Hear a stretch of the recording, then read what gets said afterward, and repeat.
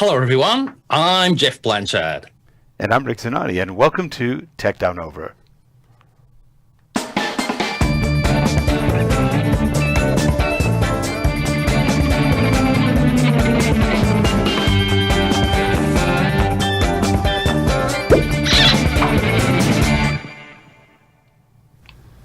Hi, Jeff, wherever you are. This is a different camera. You always wonder what kind of camera we're using. Well, this is a different one. I switched. While we were in break looking at our intro, I switched to this camera. This is the Sony NX80. Remember that, NX80. It's a great camcorder. Not a camera, it's a camcorder. It doesn't even take pictures. It is a camcorder. And you know what? More and more I'm starting to fall in love with camcorders again, because what do? They give you ultimate flexibility. You can record for hours and hours and hours without really having to switch cards unless your card goes out or you need a new card. Your battery runs out, but you can also attach this to an AC/DC current situation. You've got the ability to shoot very cleanly. You can change your picture styles. You can change your log if you're doing log.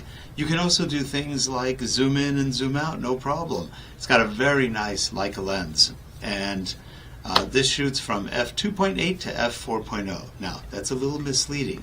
The f2.8 is only for 1 second when you're at the widest. The minute you go a little bit past it, you're at f4. So I guess that's Sony marketing to make it look like it's an f2.8 screen. Sometimes it is for 1 second, and then it's gone. It's an f4.0. I'm recording with the internal mic because we didn't have time to set up the other mic, and it's nice. We're controlling the ISO, we're controlling the aperture, and we are controlling the shutter speed. I think we're at a shutter speed of f1/60. Our aperture is, what are we at on aperture? We're probably at 2.8. I think or maybe a little less. We're probably 4.0. And our gain, I'm not sure what the gain is. Gain is ISO, as you know, in camcorders. And this is a quick test, just so you see what this looks like. Same light that we have for the other show. If I turn this way, I'll be more lit here. If I go this way, I'm probably more lit there. We only have one light on. I have a little bit of a hair light overhead, which is also our green screen light, which right now I am not being green screened. So, through the magic of broadcasting and TV, let me go back to the other camera. And I feel so sorry for Jeff because he didn't hear a word I said there.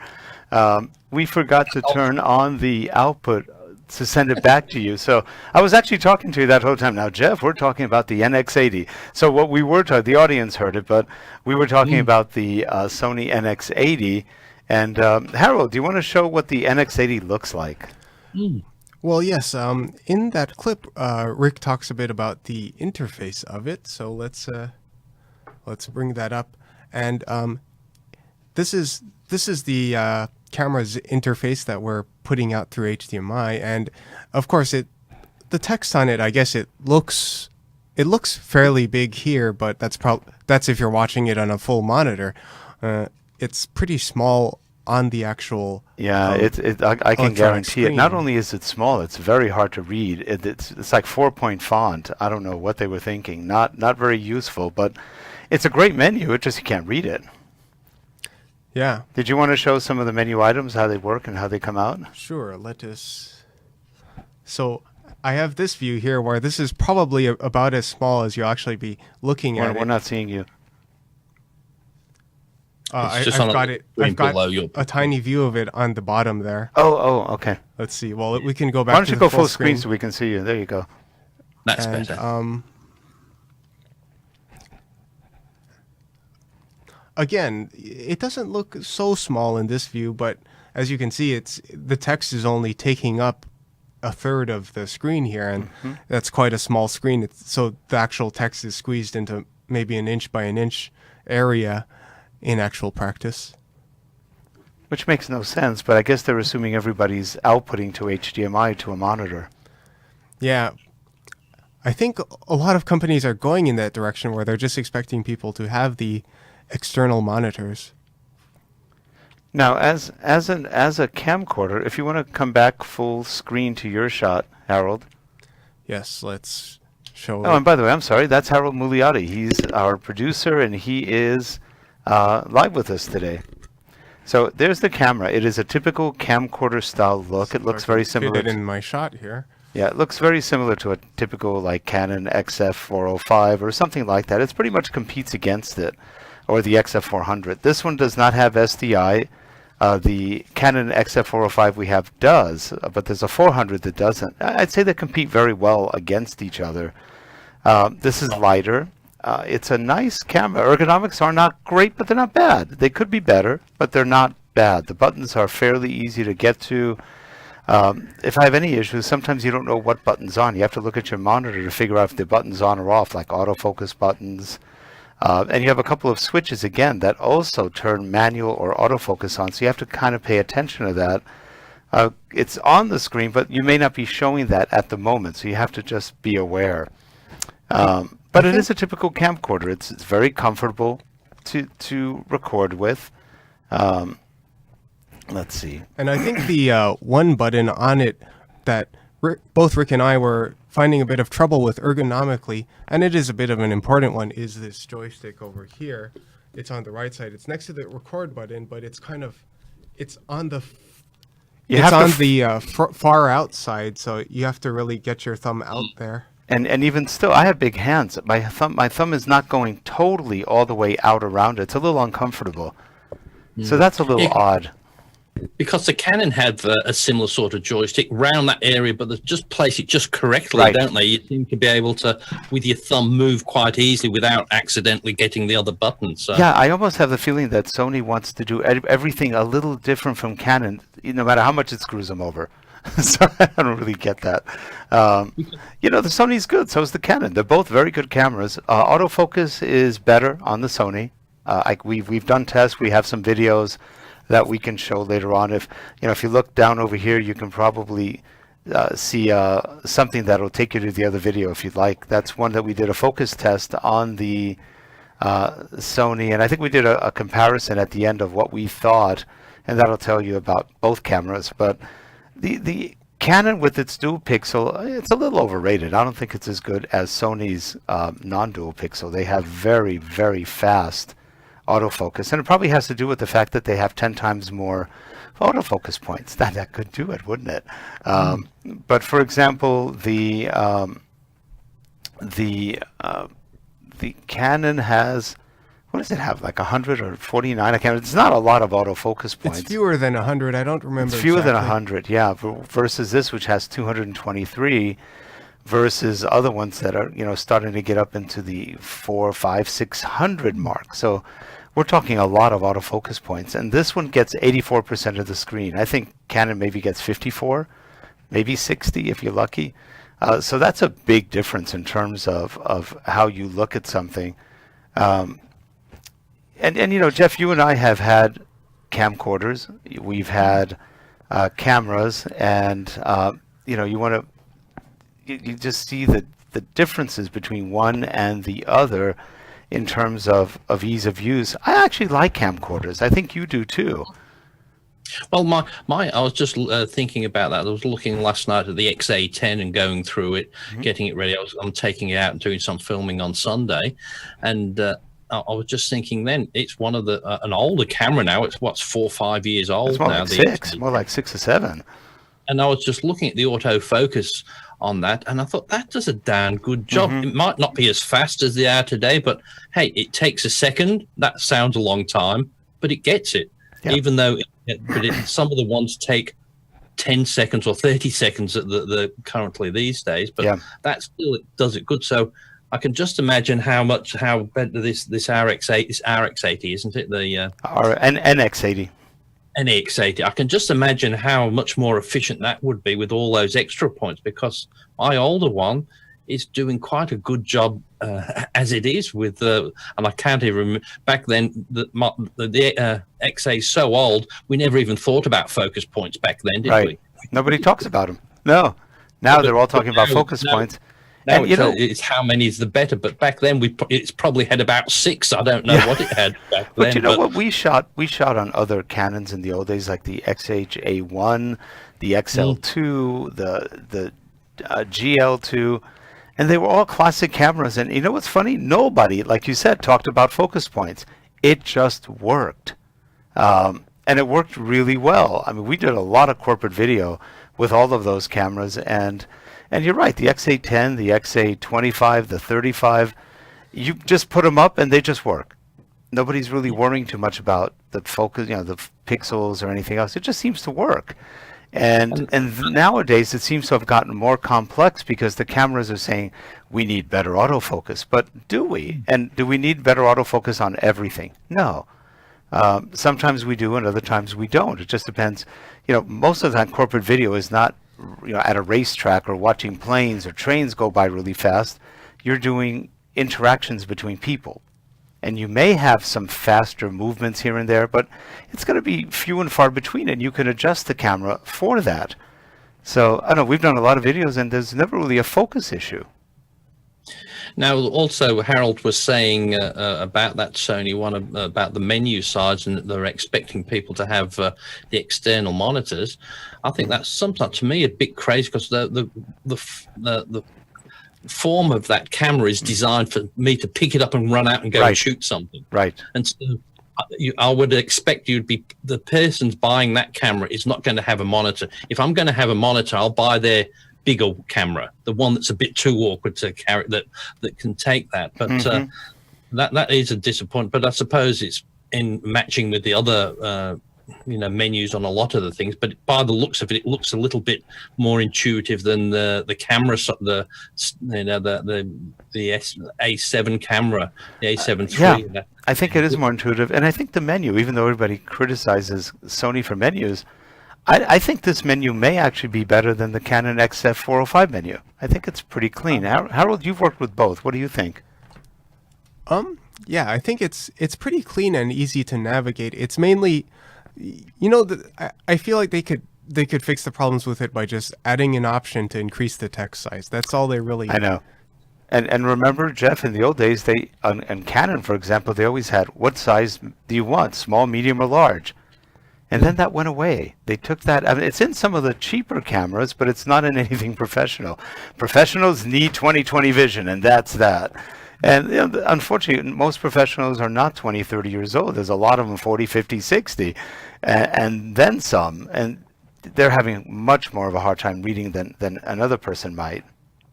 But what I found with a lot of these menus, not so much the reading, it's more so a lot of them have the touch screen. Unless you've got a stylus to touch the screen, you've got to put your finger on it, and you're trying to get which one, and then you get the one above because your finger's just big, and that's so scrolling through a lot of them. That's another thing that needs. And the other time, and if you're shooting and you hit the pin, hit it with your finger, then all of a sudden the whole screen goes dum. Now, Harold, with that camera, is that so that it will obviously have is it got the dual memory slots in there, but does it have an inbuilt hard drive as well, or just the memory cards? Just the memory slots. And Rick and I were talking about something about the memory slots too. It's kind of odd. You can change which one is the primary memory slot that it's using. However, it's just a toggle push button above the memory slot. So you push it, and if it was on slot B, then it goes to slot A. If it was on slot A, then it goes to slot B. But, it seems like it would be a lot more convenient to have, say, a switch to just switch from A to B.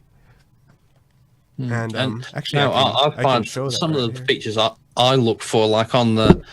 So, okay, you're going to show that? Sorry. Yeah, so it is...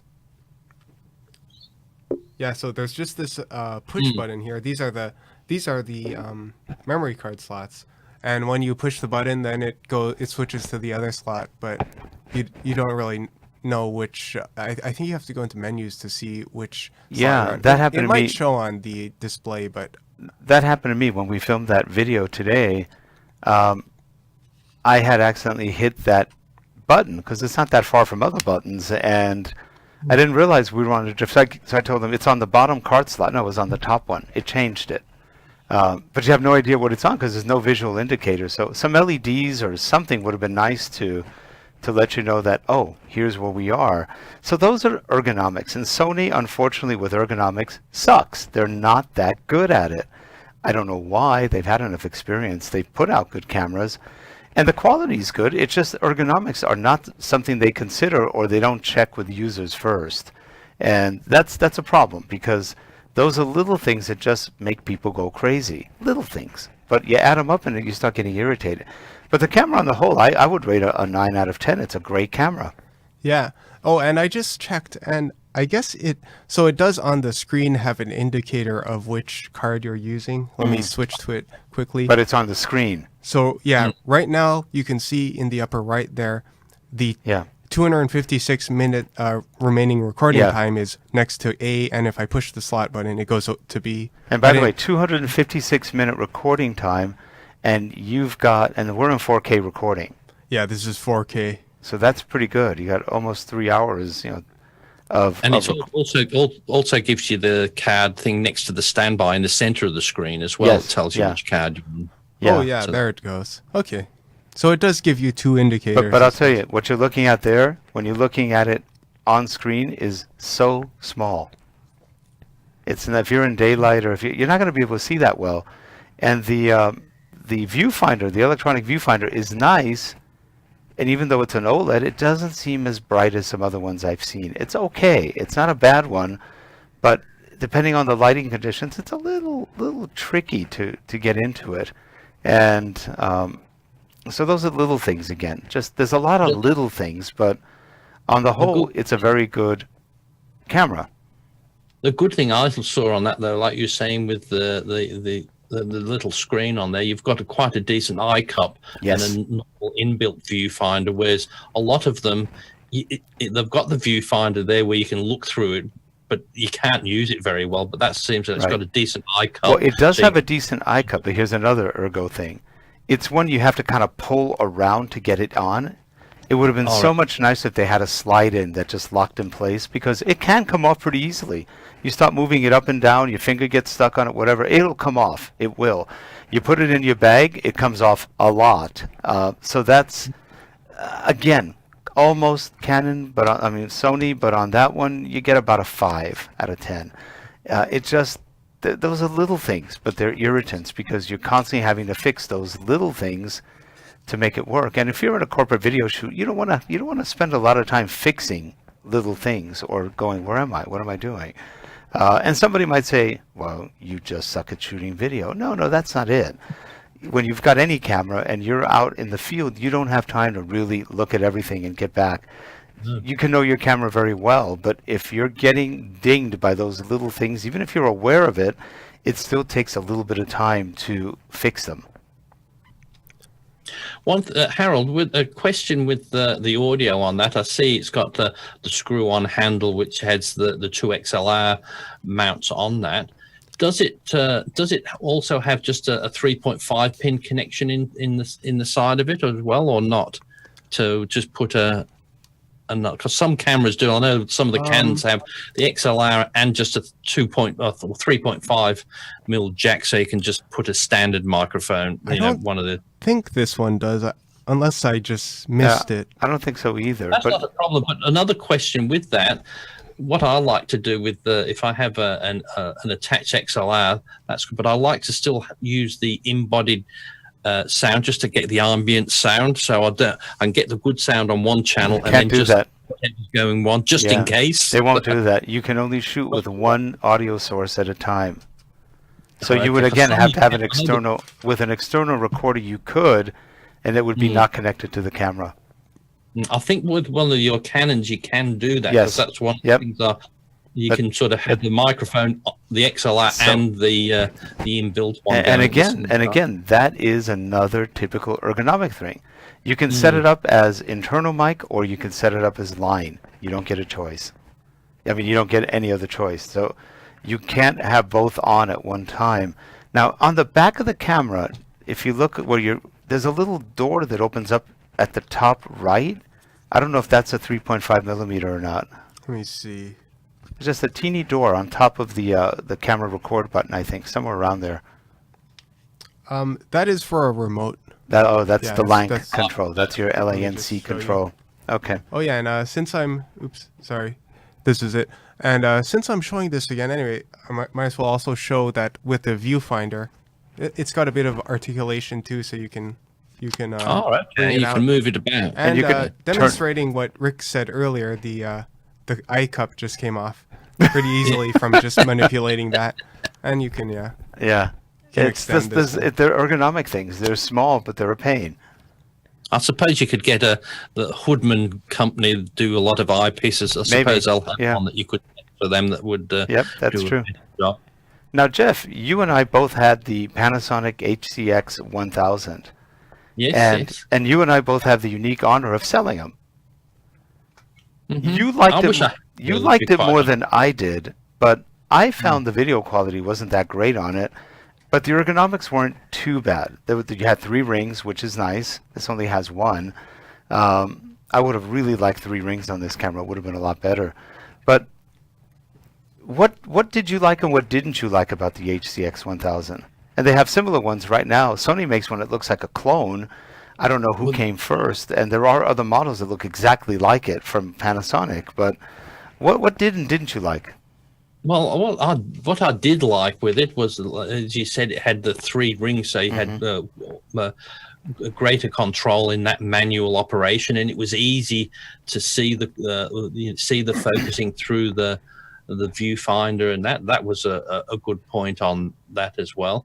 As I said, I didn't mind the quality. I was quite happy with the quality. It's and that the inbuilt memory cards seemed to be fast recording and did an excellent job on there.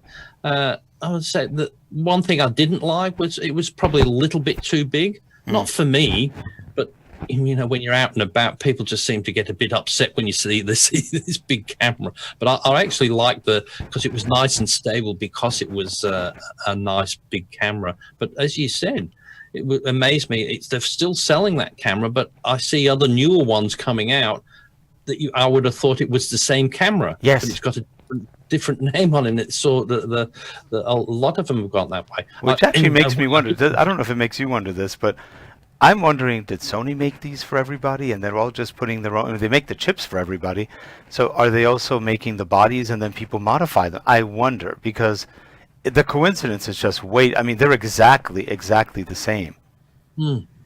Now, Rick, with this one, the one you're just showing there, what's the sort of price going for? What's the retail price? You know, for I that? can't remember if we paid $1,900 or $2,300 for it, but it's about that much. Somewhere between $1,900 and $2,300, and I think it was 23. Yeah, that sounds about. It was right. about 23. Yeah. They have one model over that, which is the Z90. It looks exactly the same. Everything's the same except it has an SDI output.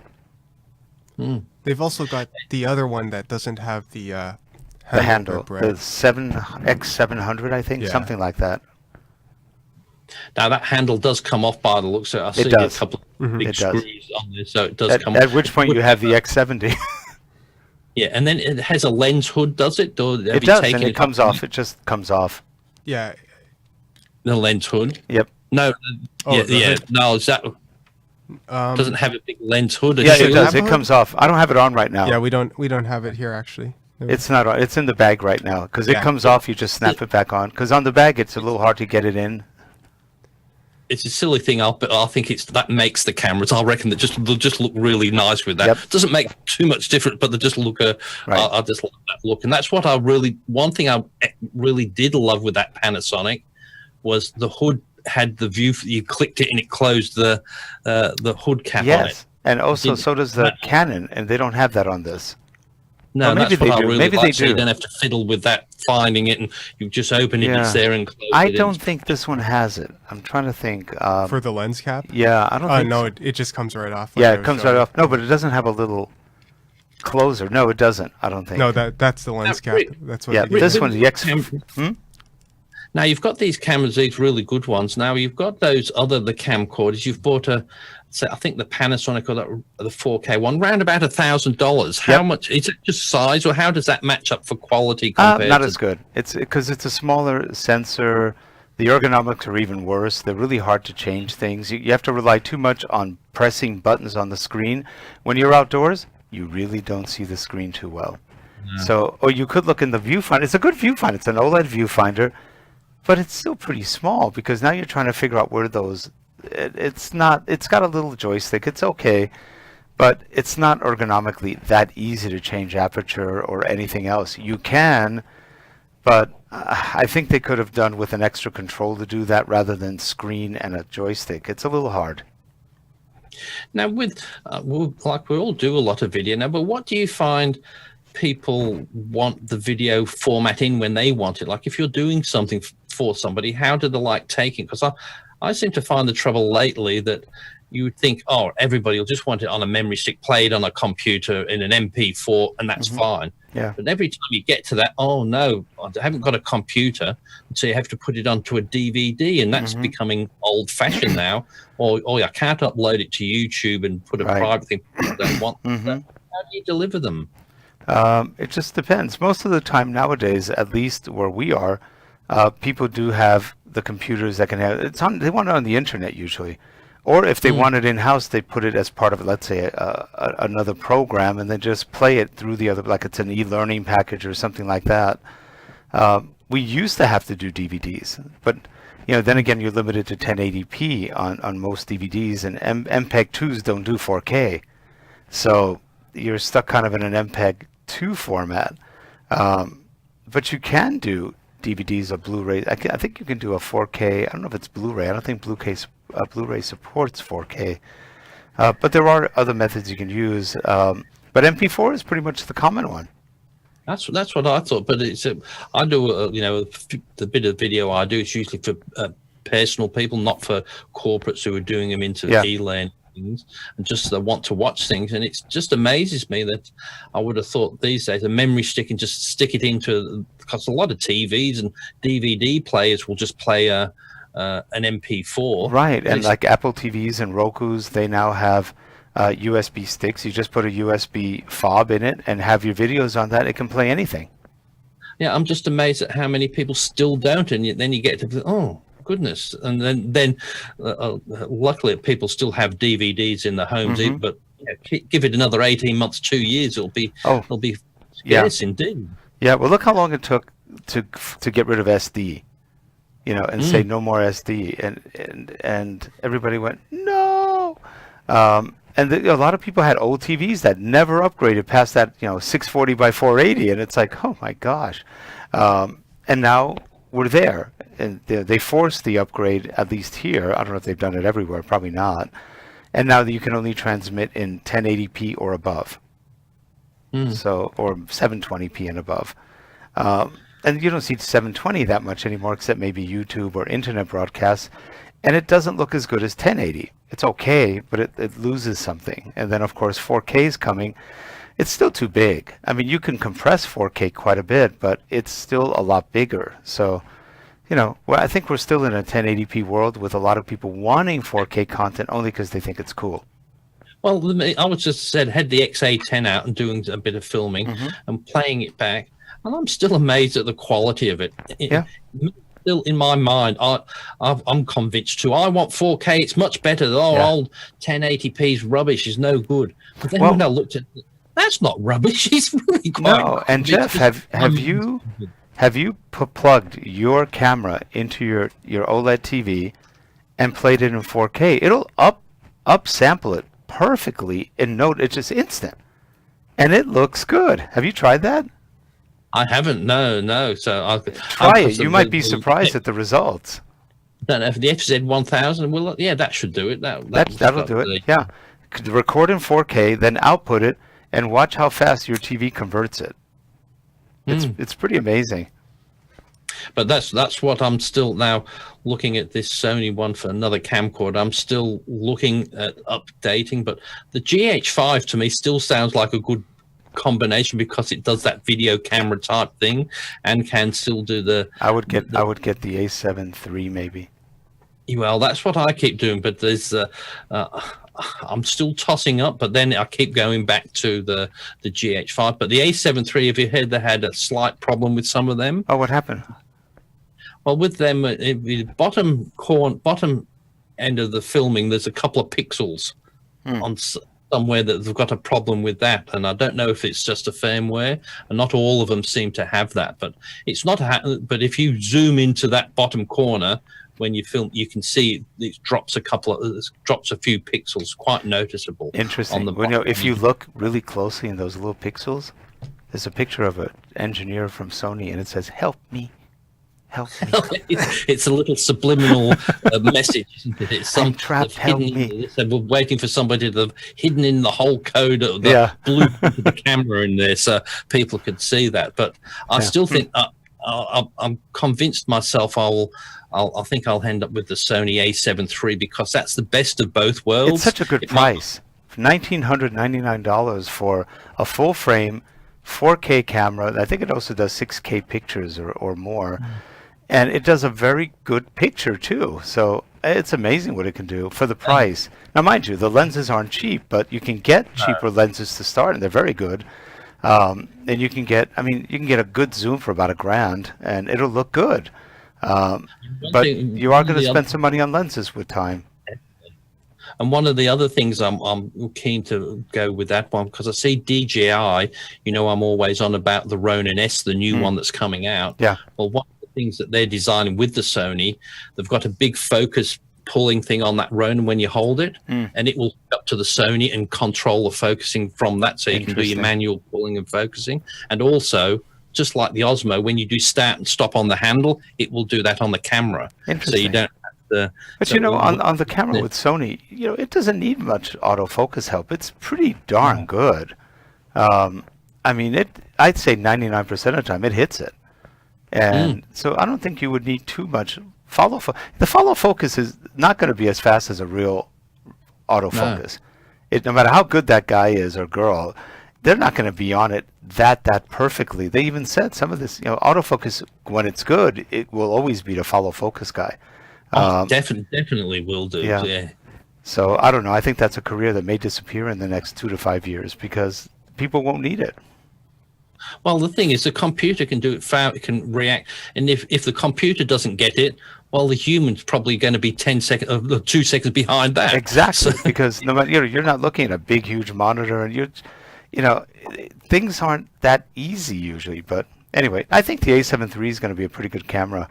I was looking at Peter Gregg. He got it last night or yesterday afternoon, and he opened it up, stopped his video, and started again with the A7 III. He looked really good. It wasn't much different from the A9. I was going, not bad at all. Well, Jeff, we are at the end of our time. We've actually gone over a little bit, but we're trying to be disciplined here. We're not too good at discipline, but we're trying. Next week, I think we have a guest next week, so that'll be good. And in 2 weeks, I know we've got Dustin Abbott coming on. I love Dustin. Yeah.